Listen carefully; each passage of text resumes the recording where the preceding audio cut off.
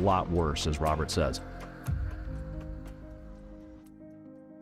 If you play the cash flow game, there's a thing called the fast track. And the reason you want to get out of the rat race onto the fast track is that's where the accredited investors invest. And there's not that many of them. But one of the reasons the rich get richer is they get better investments and they pay less taxes. So that's the difference here. So John, when you're marketing to, employees and small business owners and all that, what are you telling them? I mean, in this market today, look at this thing. This is Rich Dad's Prophecy. 2013 is now 2022, September 2022. This market's going to come down big time. So what are you saying to people now? Most people sadly have a buy and hope strategy. They buy their investments, their mutual funds, and their 401k, and they just hope everything's going to work out. As I've said before in the show, hope is not a retirement strategy. And that's what most people do. They have their head in the sand, and so far they've woken up today and they've seen their 401k down by 20, 30, 25, 30%, wondering what happened. And this is not over. And if people think that that's going to get better, it's not. Things are going to get a lot worse, as Robert says. And the biggest bubble of all, most people don't know this, is corporate credit. And what was happening during the boom, they kept dropping interest rates, zero interest rates. Many companies couldn't grow their companies. So they would borrow off the balance sheet of their company and they'd buy back their stock. And they would stock the company full of this debt to buy back their stock. Like Apple just uses their credit to buy more Apple stock. That's what it means. And now the stock markets are crashing. The same with bond markets. The reason London or England just went down is they couldn't make the pensions, the defined benefit pensions for the people. So what they did is they borrowed money at 0% to buy bonds at 3%, hoping that would pay for the retirees. And there's, like in America, 10,000 a day retiring today. And all of a sudden, when they did that thing where they reversed and the interest rates dropped, bond markets dropped. Bond market's been crushed. But most people don't realize, here's the thing, you can make money in up markets, of course, sideways markets, and you can definitely be making money in this downward market. People just don't understand. I teach a very simple investment strategy where you can be making money in any type of market. It's the same strategy my 92-year-old father is generating $12,000 to $15,000 a month consistently as a hobby. He doesn't even need the money. So you can make money in these markets regardless of what's going on. Right. And so the difference here is John stays in paper. He's never offered me a deal yet because I won't touch it. I won't touch anything you can print. If you can print it, toilet paper is printable. That's how I look at it. So Mike, when you talk to an accredited investor like me, what's the difference between talking to a 401k person? Well, it's as John said, a lot of people with 401ks, they're a buy and hold strategy. I think most people that are accredited and have made a lot of money in their career, one, they want to put that money to work where they can generate cash flow, and two, they want to not pay taxes. Right. And legally, yeah. John and I talk about dancing to hula in some jail cell with some boyfriend,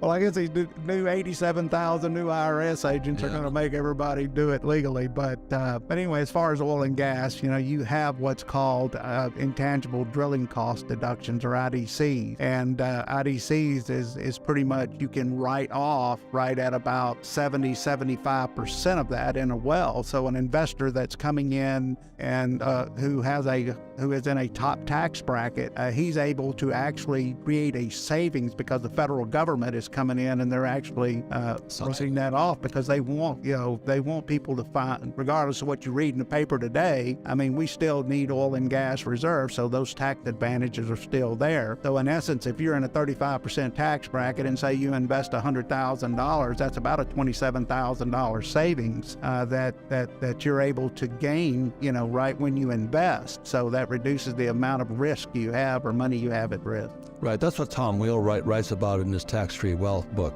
He talks about tax breaks are incentives. So if you start a business, they give you an incentive for that. You drill for oil, you provide housing, they're in tax incentives. But if you're an employee or a self-employed small business owner, you get taxed the highest. So let's say on top of that, when we strike oil, I get a depletion allowance too. Right. What does that mean? Well, the depletion allowance is on every dollar that is produced or you make income from oil. The federal government allows you to take a 15% depletion allowance. credits. And so you're able to take that off of your income that you're generating from oil and gas. But the main plus is that, you're looking for cash flow, right? You're looking to strike oil. You're looking for that oil. We're not to buy, hold, and pray. No.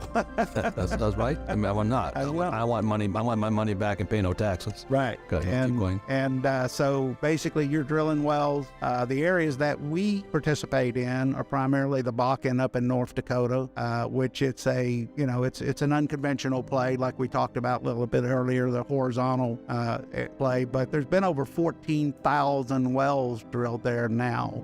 The play actually started in 2008, 2009, so it's no longer an exploration play. A lot of these plays, when they originally start out, they kind of start out like a gold rush, right? Where, someone struck oil and all of a sudden you've got all of these entities, big companies, and everybody's brother, sister, uncle is running out trying to lease land. And so you end up with, a lot of different interest holders in this land. And then you start your drilling phase. And as I said, you're not going to drill an unsuccessful well. You may drill a well that doesn't pay out because it doesn't produce as much oil as you think it's going to produce. But as far as in these types of plays, they've been defined now where it's kind of like a bullseye, right? You know where the bullseye is, and that's where you want to drill at. And what's happened is some of the things I've invested in, you're still paying me, right? Right. You're getting a check every month. Yeah. And that's why, John, you don't find with a 401k, celebrating because the cash is just flowing the other way. It's flowing to Wall Street. And when I invest with Mike Maselli, it's flowing towards me, and the government gives me tax breaks. Anything you want to say that in defense of the financial planner, communist pinkos?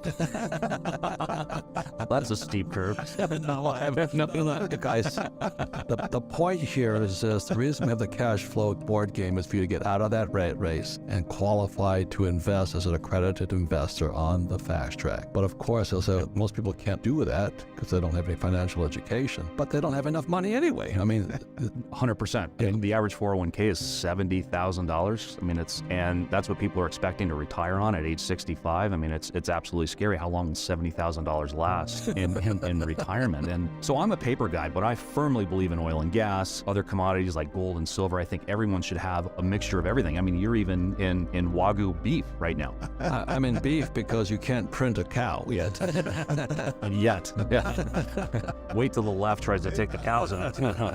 But I'm a paper guy. That's what I like. That's what I've been involved in for many, many years, for 3 decades now. And I can generate capital gains using a very simple strategy and cash flow. I can turn a 401k into basically a pension for life. That's just the game I play. Right. That's what I enjoy doing. So, yeah. So how can they find this formula from you? Oh, well, people can contact me and then we can arrange, if you want to take it further, contact me on my website at johnmacgregor.net, and then we can go from there. So would you tell the story of the time you went, because you always check out the other financial planners in your industry, right? And you went to that, what do you call it, rubber chicken dinner with Mike Chen and all that. Yeah. And the guy was up on stage. You go, who is that? I've never seen him before. Yeah. I've got a lot of stories like this. I like to see what the competition's doing. And I shouldn't say competition. I just like to see what other advisors are doing. And so I was living in LA and I kept hearing about this lunch and learn kind of thing. This financial advisor out of Texas had multiple satellite offices all over the country, and they offer these luncheons. And the real enticing thing is he said he had the greatest chocolate chip cookie if you attend. And if anyone knows me, that's my kryptonite. So I was sold on the chocolate chip cookie.